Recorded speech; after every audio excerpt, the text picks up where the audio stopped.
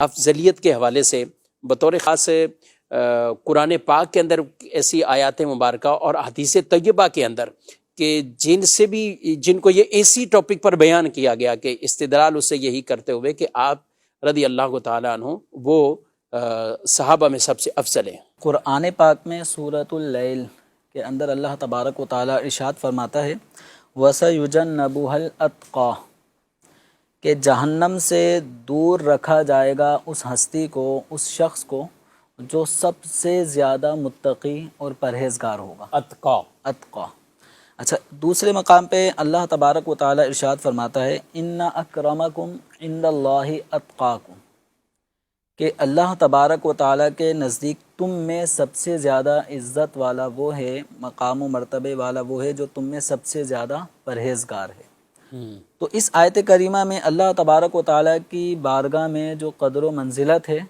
اس کی ایک بنیاد یہ بات واضح ہوتی ہے کہ وہ تقوی اور پرہیزگاری جس میں جتنی زیادہ ہوگی اللہ تبارک و تعالیٰ کی بارگاہ میں اس کا مقام و مرتبہ اتنا ہی بلند و بالا ہے۔ اب ہم نے یہ دیکھنا ہے کہ اللہ تبارک و تعالیٰ نے کس ہستی کو اس امت میں اتقا کے لفظ سے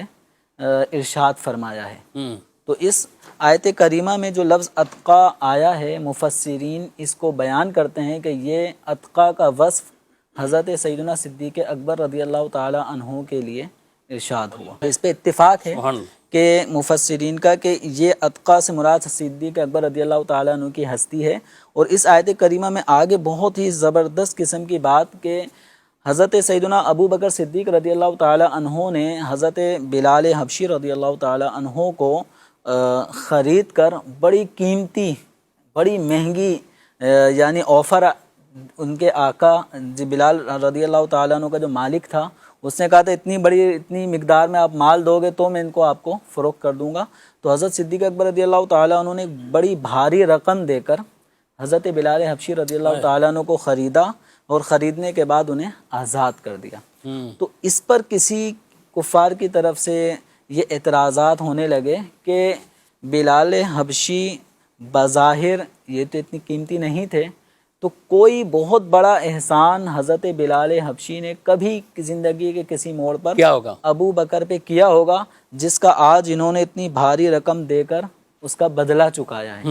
تو اب یہ لوگوں کا اعتراض صدیق اکبر رضی اللہ تعالیٰ عنہ کے اس فعل پر ہوا۔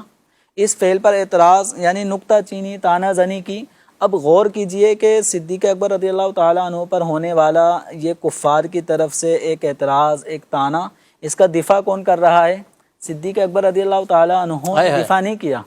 کہ میں نے اس لیے نہیں خریدا جو تم لوگ کہہ رہے ہو، بلکہ قرآن اس کو بیان فرما رہا ہے وَسَيُجَنَّبُهَا الْأَتْقَى الَّذِي يُؤْتِي مَالَهُ يَتَزَكَّى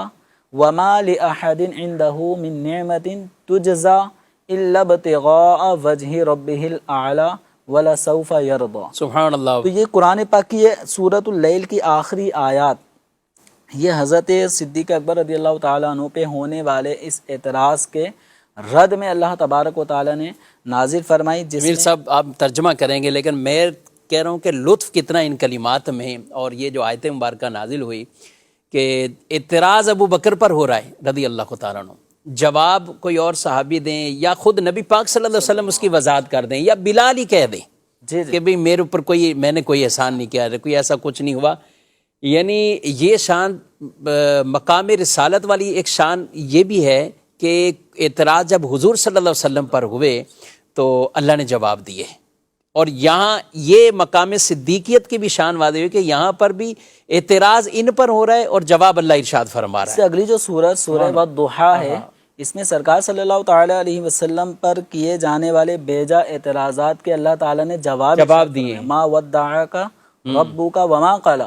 کہ اللہ تعالیٰ نے آپ کو چھوڑا نہیں ہے۔ اور اس سے پہلے والی جو صورت ہے وہ حضرت سیدنا صدیق اکبر رضی اللہ تعالیٰ عنہ کی ذات پر بلا وجہ کا ہونے والے اس اعتراض کو اللہ تعالیٰ رد فرما رہا ہے کہ جہنم سے دور کیا جائے گا، رکھا جائے گا سب سے زیادہ پرہیزگار شخص۔ اور وہ سب سے زیادہ پرہیزگار شخص کیا ہے؟ الذی یؤتی مالہ یتزکیٰ کہ جس نے اپنے مال کو اللہ کی راہ میں دے کر تزکیہ حاصل کرنا مقصود ہے۔ اور وما لأحد عنده من نعمت تجزا کہ اس کے اوپر کسی کا بھی کوئی احسان نہیں ہے کہ جس احسان کا بدلہ دیا جا رہا ہو،